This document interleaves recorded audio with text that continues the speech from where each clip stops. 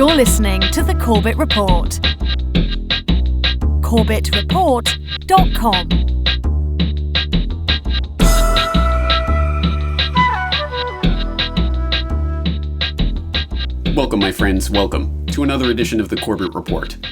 I'm your host, James Corbett of CorbettReport.com, coming to you, as always, from the sunny climes of Western Japan, here on this 19th day of April, 2013. Welcome to episode 266 of the Corbett Report. The terrorists have been identified. This past Monday, April 15th, 2013, will be a day that lives in infamy. People across America and indeed around the world watched in horror as explosions ripped through quiet city streets, the result of bombs set by terrorists as yet unidentified. The blast wave tore apart the lives of all they touched, and the people of the world remained on the edge of their collective seat, transfixed by their television sets, waiting for further details about this terrorist atrocity. It has been a violent day in Iraq. Authorities now say more than 40 people were killed in a string of bombings across the country. More than 250 were wounded.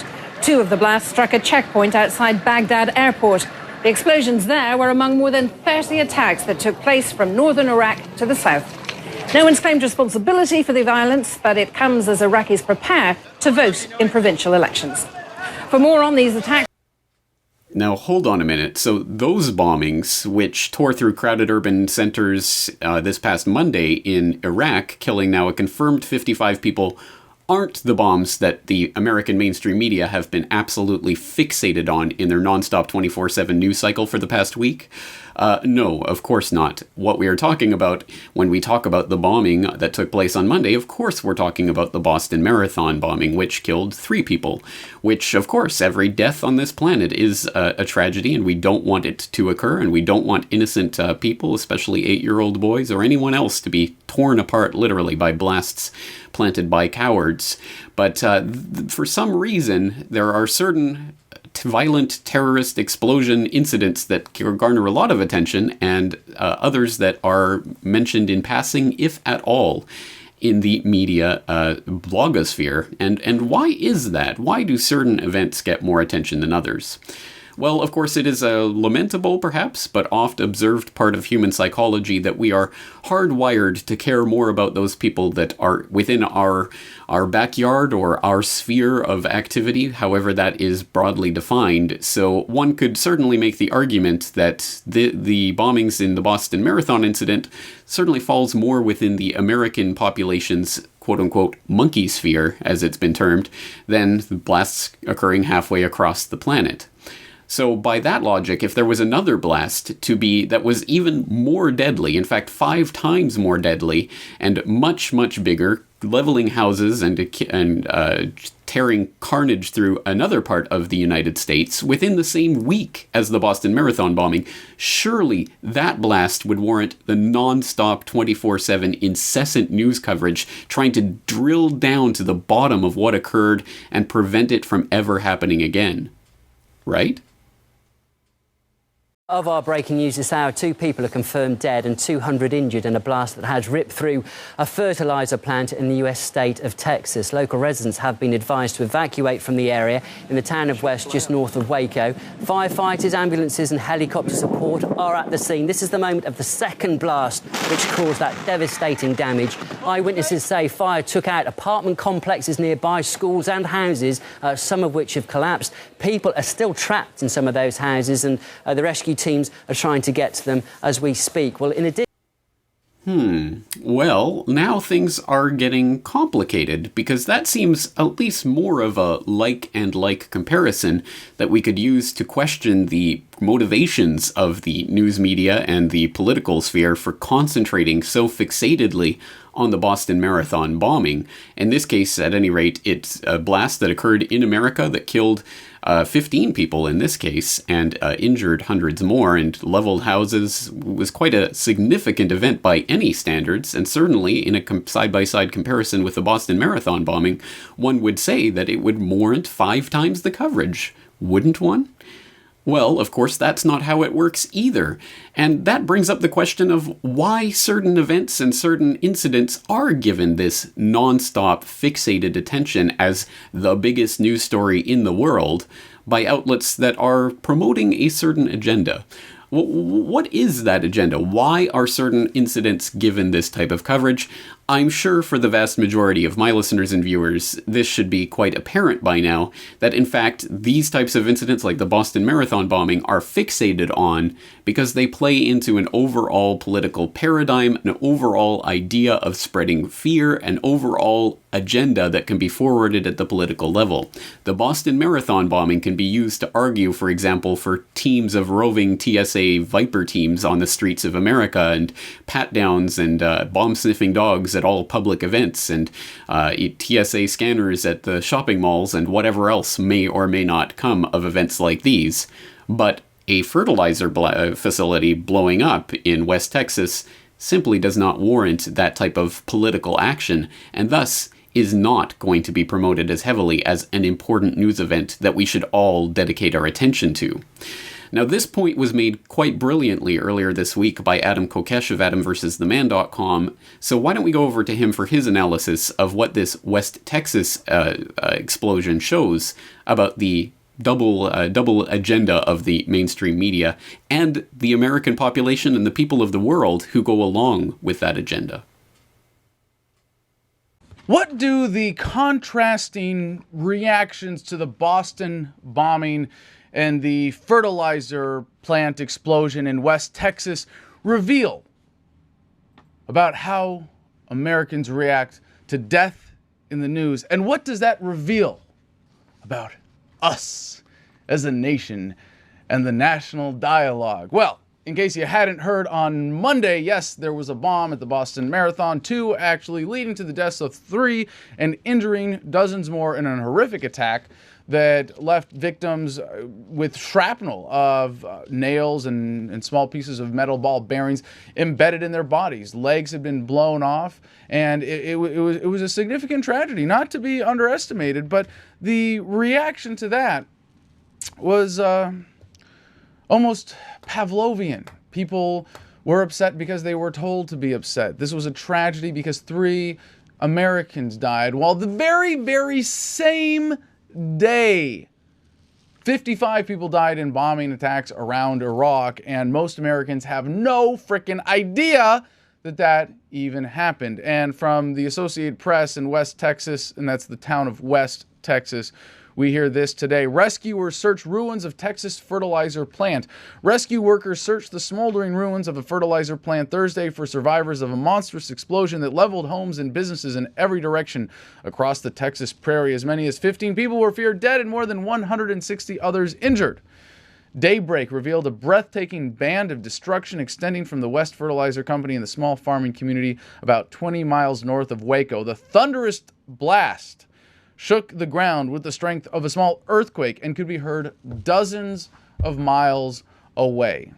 Now, people are saying, oh my gosh, this is a horrible week. It's a terrible week for America. We lost 3 in Boston and 15 in West Texas.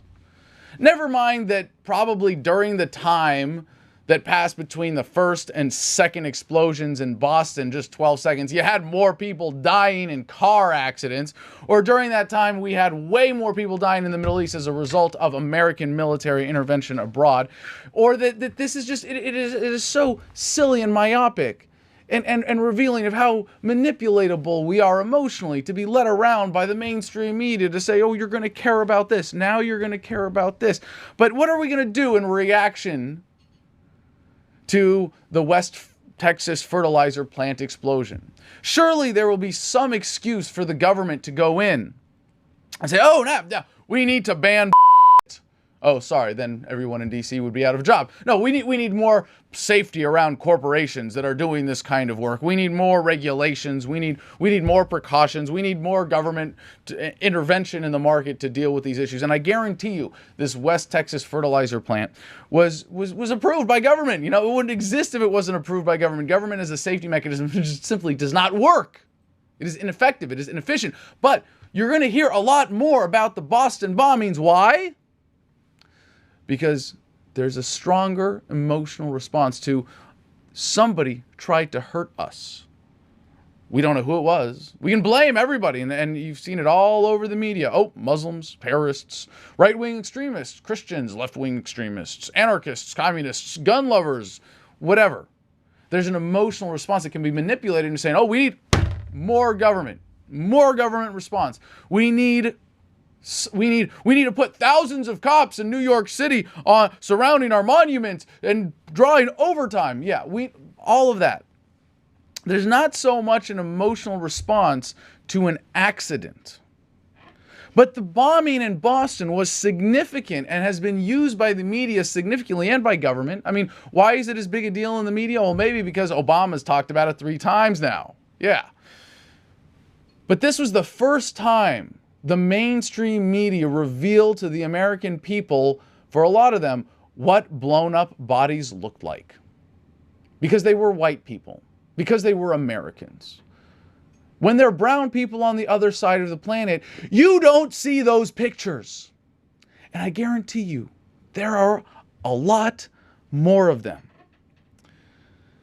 Or perhaps the homeless in America's streets. No, that doesn't feed into the mainstream narrative. That doesn't give the government a good enough excuse to take more of your freedom and more of your money. No, you don't see homeless people dying of starvation in the streets of America in Obama's America, as portrayed by the mainstream media.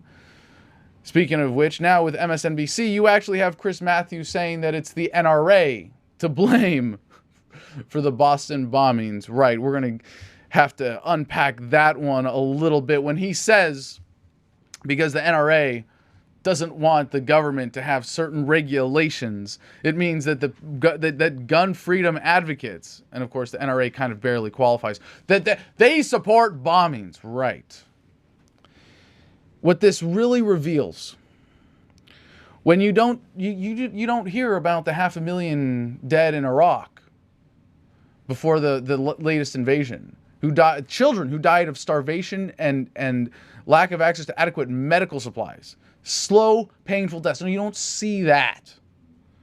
Or hear about the 1.4 million that have died in Iraq since the invasion. 5% of the population. No.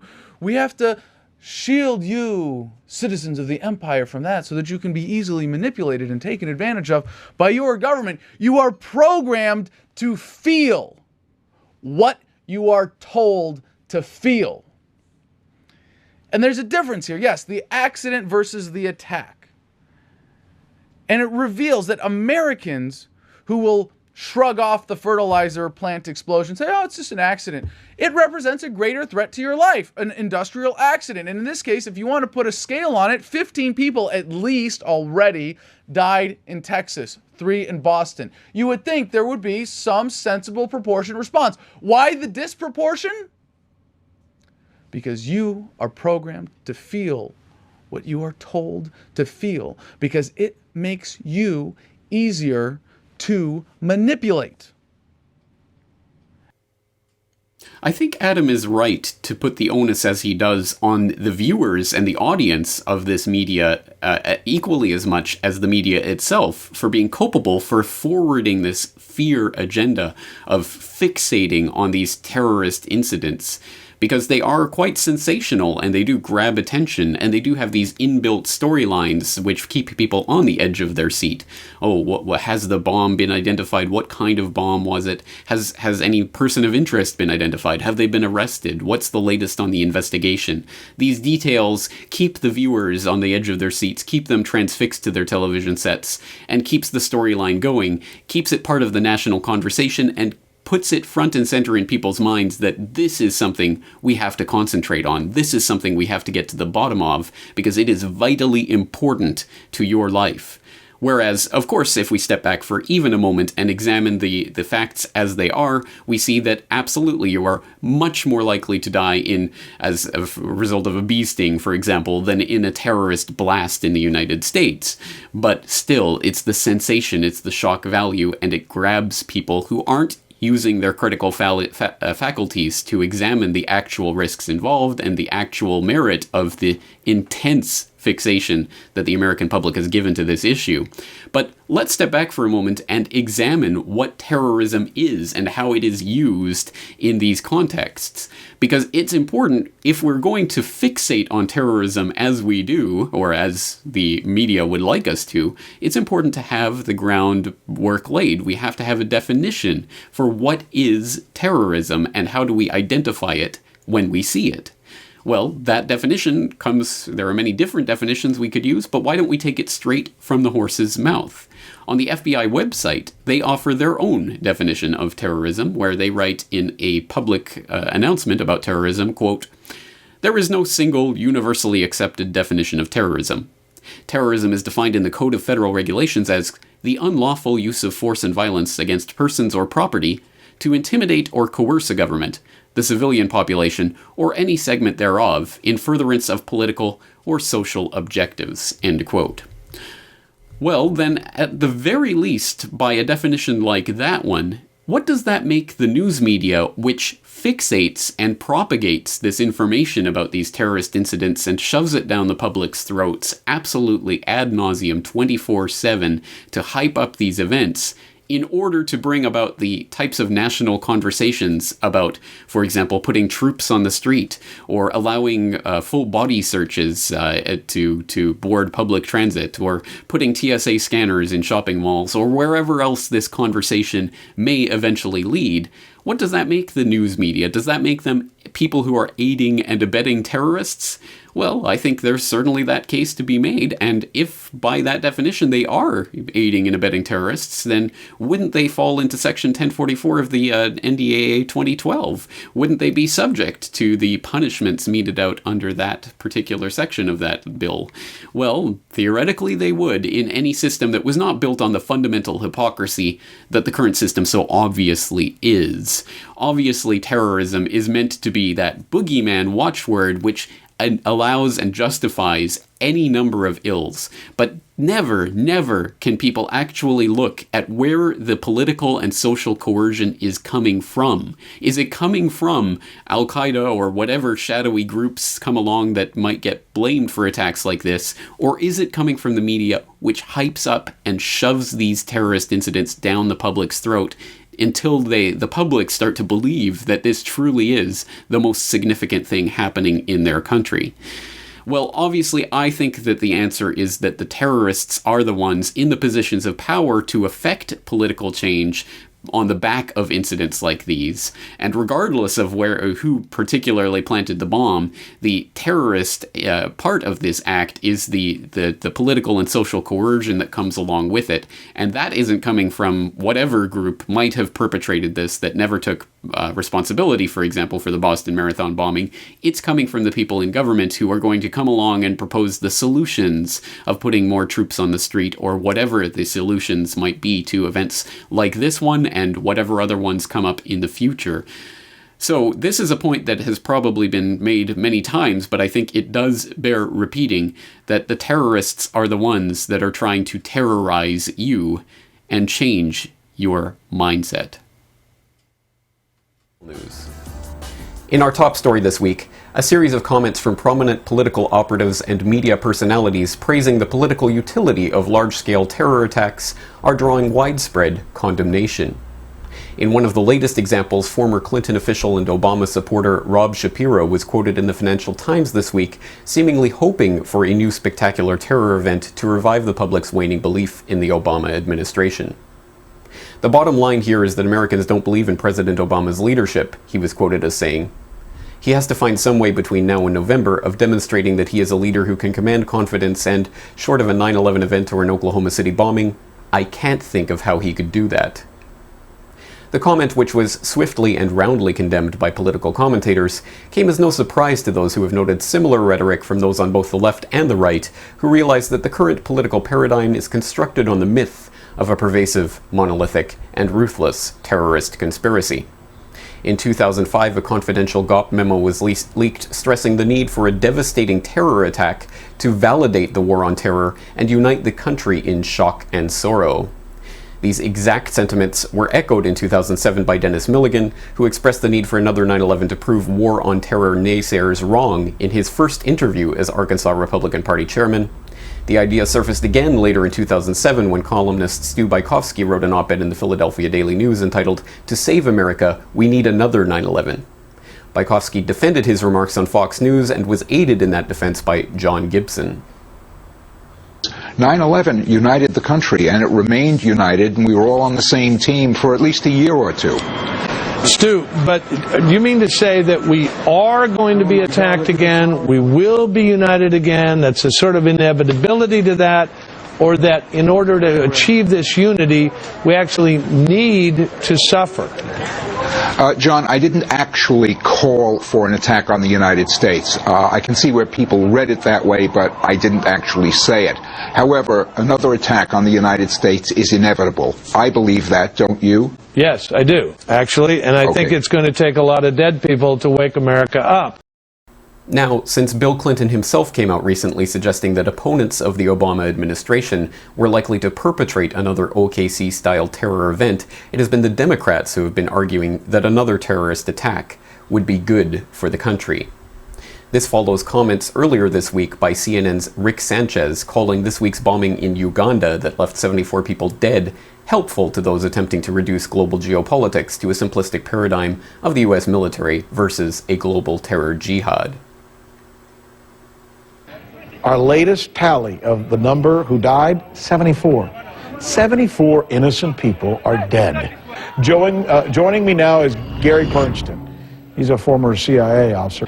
But you know what's interesting about this? In a strange way, the event is helpful to the cause of those of us who know how sadistic these fundamental radical Islamic terrorists are. And if it helps get the message out there that these are not the good guys, then so be it. Unsurprisingly, not mentioned by those who express a desire for spectacular bloodshed to further their political objectives are those facts that would tend to complicate the war on terror narrative. Earlier this week, a terrorist attack in Iran left 28 people dead and 167 injured after a suicide bombing at a mosque in the southeastern city of Zahedan. Responsibility for the bombing has been claimed by Jundullah, a Sunni terrorist organization based in Balochistan. The bombing is apparently in response to the capture and execution of their leader, Abdolmalek Rigi, by Iran earlier this year.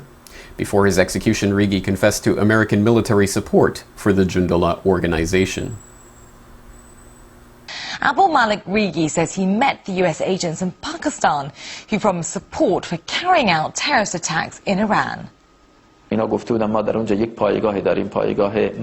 Americans promised to give us aid. They said they'd cooperate with us and give me military equipment, arms and machine guns. They told me that in Kyrgyzstan they have a base called Manas near Bishkek, and that in a place like this, some high-ranking American person could come and we could reach an agreement on making personal contacts. The Americans said Iran was going its own way, and they said their problem at the present is Iran. Not Al-Qaeda, not the Taliban, their main problem is Iran. One of the CIA officers said that it was too difficult for them to attack Iran militarily, but they plan to give aid and support to all anti-Iranian groups that have the capability to wage war and create difficulty for the Islamic State. Although ABC News and The New Yorker have both previously reported on the covert CIA support for this terrorist organization, none of the American terror pundits are noting this aspect of the story. Now that comes from a Sunday Update episode that was created back in July of 2010. So these ideas have certainly been identified for a long time, that in fact the terrorists are the ones that are terrorizing you with incidents like these in order to try to change your perceptions of social and political issues and trying to prod you along in the direction of giving up your rights and freedoms, because it is certainly true that terrorists hate you for your freedoms. Just the question is, who are the terrorists? Well, obviously, it is the people in the positions of power who are able to direct society and prod them along in one direction by, at the very least, portraying and endlessly reporting on events like these, throwing out completely the scale of perspective on how much of a risk incidents like these really are, regardless of even who is the one physically planting the bombs. But there is an upside to this, and that is the upside that people really are breaking through that wall of conditioning and beginning to question who really does benefit from these acts of terrorism, and who really does benefit, for example, from supporting terrorists like Jundullah in Iran, or whether that be the jihadis in Syria. Who really benefits from calling those people valiant freedom fighters and then demonizing anything that happens in the United States, like political dissent, as forms of terrorism? Clearly, it is the people in the positions of power, and as a result of that, these are the people who should be questioned most closely in the wake of every large-scale terror attack, because they are the ones that stand to benefit from this. Now, this is an idea that for a long time has been very difficult to break through to the general public. When attempting to describe the idea of false flag terrorism, that is terrorism perpetrated by one agency, one government, one group of individuals to blame on another, it's a difficult concept to wrap your mind around, so that often when these ideas have been presented in the past, people have been met with blank stares and questions such as, but why would the government attack itself? Well, that is no longer a question that comes up quite as frequently as it used to, and we are starting to see that breakthrough into the mainstream paradigm. Now, this is an important point of what we're talking about today, so let's take a look at an article that was posted on Global Research earlier this week under the headline, Boston Marathon Bombings, False Flag Meme Infiltrating Mainstream Media Discourse.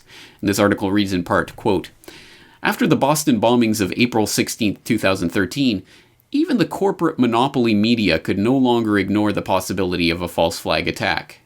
Yahoo News asked, who's behind the Boston Marathon bombings, and offered 4 theories. 1. Islamic jihadists. 2. Right-wing militia types. 3. The government. And 4. A criminally insane lone wolf. Numbers 1, 2, and 4, of course, are the usual suspects.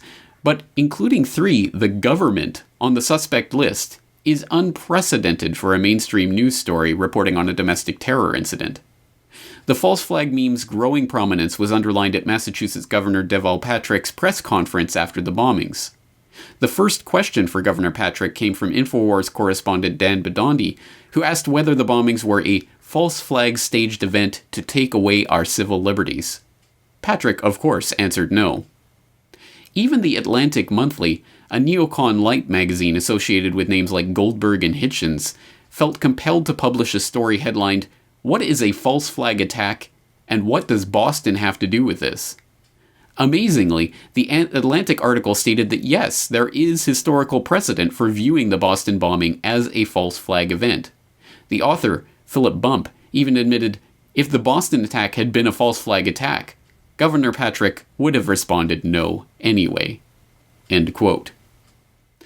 I don't know, of course, each individual out there who is listening to my voice right now in their individual situation, but I would venture to say that for those of you who, like myself, have been into this type of alternative media that has been presenting these ideas about false flag terrorism for several years now, if you look at what is happening in the wake of events such as the Boston Marathon bombing in terms of the idea of false flag terrorism actually being brought up as a possibility in the mainstream media, you will, like myself, be surprised, to say the least, flabbergasted perhaps, that really there has been a paradigm shift in consciousness about the existence of false flag terrorism and why these types of questions about who really committed the act and whether the government might have been involved should even be entertained. I have absolutely no doubt that a few short years ago, these types of questions would never have even been raised in the mainstream media to dismiss or vilify them, let alone to actually seriously consider them. So to see this becoming that type of meme that is injecting itself more and more into the societal discourse can only be seen as a grand slam home run for the people who have been belaboring this point for years to try to drive the idea into the public discourse that yes, governments do and have throughout history continued to stage attacks and atrocities in order to garner support for their political agendas. And yes, that is the exact definition of terrorism. So absolutely, it cannot be stressed enough how important it is that we are starting to see this breaking through into the mainstream media paradigm. And this is important because, again, it's something that indicates that the people, the public, are driving the discourse, as they always have and they always will.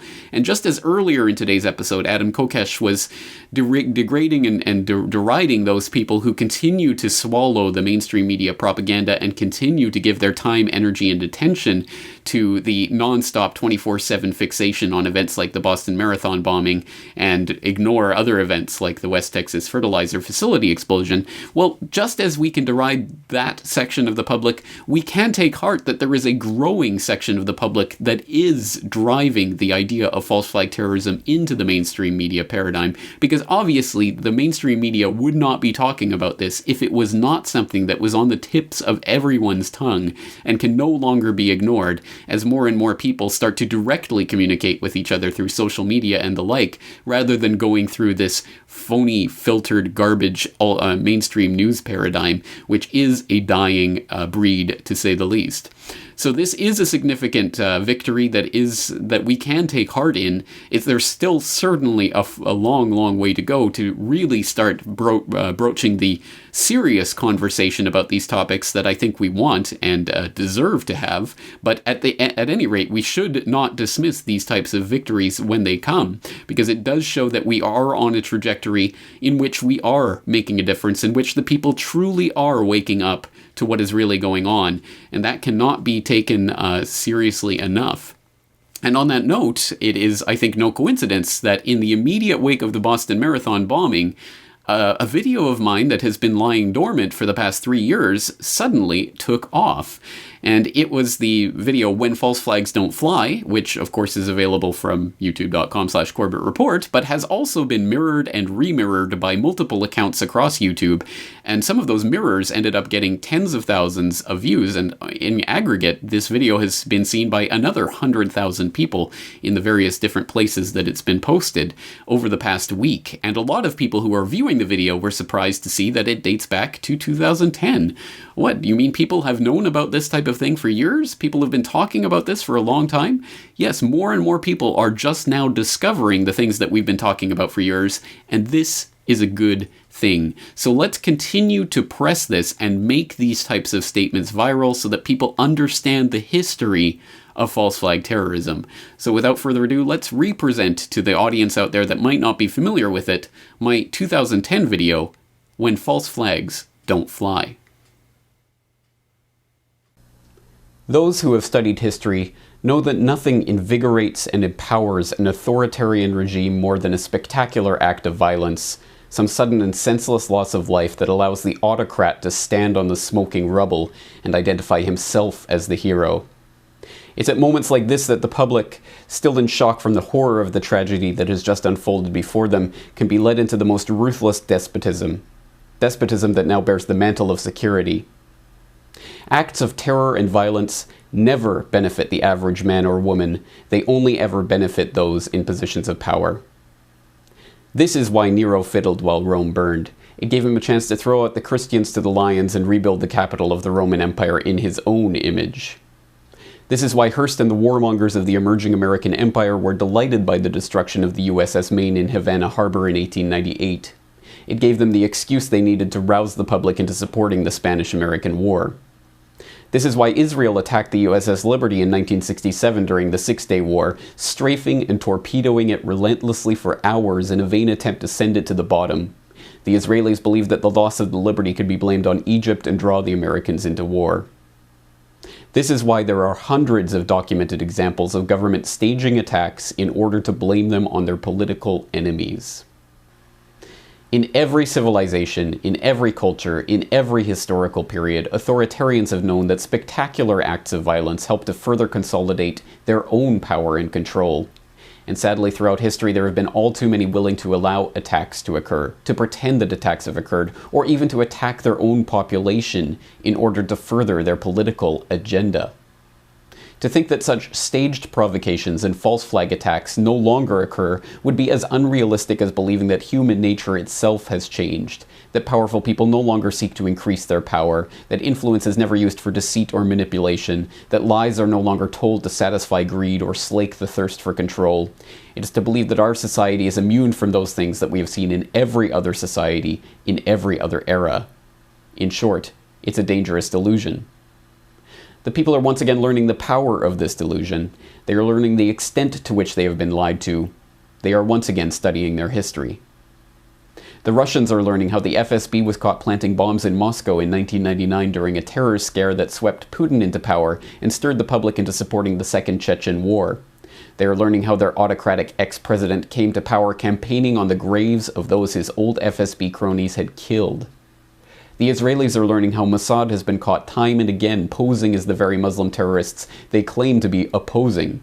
They are learning how Israel uses the specter of terror to further extend their blank check drawn on American funds to expand their police state at home and maintain their hardline stance, the world's sixth largest nuclear superpower supposedly threatened by the possibility that one of their neighbors may one day obtain a single nuclear weapon.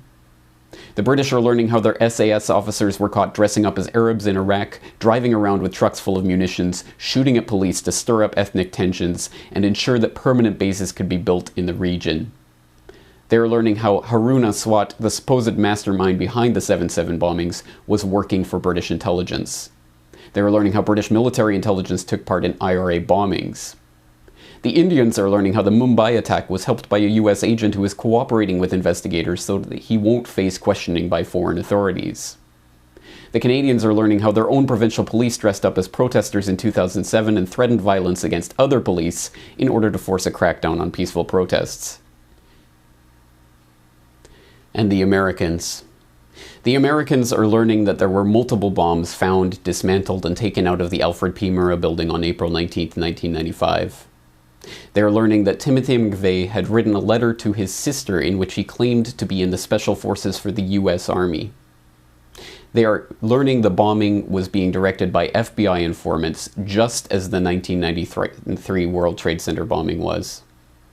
They are learning about 9/11 and the Gulf of Tonkin and Operation Northwoods and their own Army counterinsurgency manuals that teach officers how to commit false flag attacks to blame on their enemies. In short, the people are learning the truth. And now we see the same build-up to a false flag event taking place that we saw in 1995. At that time, the US had a corporate media desperate to fling mud at anyone concerned by the actions of their government, and it had a government that was desperately unpopular. Today, we see the exact same factors at play. If anything, the situation today is worse than it was in the run-up to the Oklahoma City bombing, with media consolidation meaning that groups of concerned citizens like the Oath Keepers are being attacked by the controlled minions on both the left and the right. And now it is not just the militia that is being demonized by the establishment. It is veterans and gun owners, third-party supporters and libertarians, anti-war protesters and human rights campaigners, people who are upset with a government giving trillions to the banks that have engineered our current financial crisis. In short, everyone is now a potential terrorist according to the governmental and media agencies that deign to limit our range of acceptable opinion and control dissent. Even the word terrorist means something more than it did back in 1995. Now, after the false flag attack of 2001 allowed the passage of the Patriot Act, after the boogeyman of Al-Qaeda gave the NSA the opportunity to announce that they were collecting everyone's emails and everyone's telephone calls, after the former White House press secretary came out and admitted that the Bush administration had made up terror threats in order to scare the people into supporting the government, now we know what the real definition of terrorism is. It is governments scaring their own populations into line. But there is something else that's different now from what it was in 1995. The people are learning something else about terrorism. They are not terrorists for speaking out against their government. They are not terrorists for wanting the government to stop selling their children into servitude to pay bankers their bonuses. They are not terrorists for pointing out that the FBI and the CIA and Mossad and MI6 are behind every major international terrorist event. The people are not terrorists because they do not want to see more death. They do not want more destruction. The spilling of the blood of their fellow citizens is not in their interests. Death and destruction only ever serve the governmental and financial and industrial interests who always grow in power and wealth in the wake of every tragedy. Time and again, the people pay with their lives, and the governments and the banks and the war machine only grows and prospers. The people do not want terrorism because it does not benefit them. It only benefits the existing power structure. And this time, if there is another staged event to blame on the government's enemy of the day, the people will know who to blame. For the Corbett Report in Western Japan, I am James Corbett. As always, this is not to be Pollyanna about our situation and to just simply believe that everything is now okay because this idea is starting to be broached in mainstream discourse. Of course, there is a long way to go, and there are a lot of pitfalls, potential pitfalls along the way, and I think we can look at the ways that certain ideas and certain theories about these types of incidents get promoted quite heavily in the mainstream media, and why that is, of course, as an attempt to discredit these types of ideas in general. So I think we have to be careful about the way that this information is brought into the mainstream media paradigm, and I think we have to look for well-sourced, well-documented, and well-reasoned types of information when it comes to this as the best evidence to put forward. So I'm going to continue trying to do my best to contribute to that conversation, and I would suggest everyone else out there does so in the way that they see fit, whether that be the creation of media that continues to forward these ideas, or simply spreading those pieces of media that you think are particularly helpful in these regards. Because once again, rest assured, we are making a difference on this mainstream discourse. We are starting to break through to the general public, and there is an awakening that is happening at a mass level right now, and we're only starting to see the tectonic shift that is happening. And play this out from a few years from now, and the difference will be staggering. Of course, that always raises the question of what types of events might come up in the meantime to try to throw that awakening off course. So as always, we have to be vigilant, but in the meantime, let's do what we can to help spread the awareness about the real terrorists, who they really are, and what interests they are really serving. Let's leave things there for today. I am your host, James Corbett, thanking you for joining me for this edition of the Corbett Report, and asking you to join me again next week for another edition.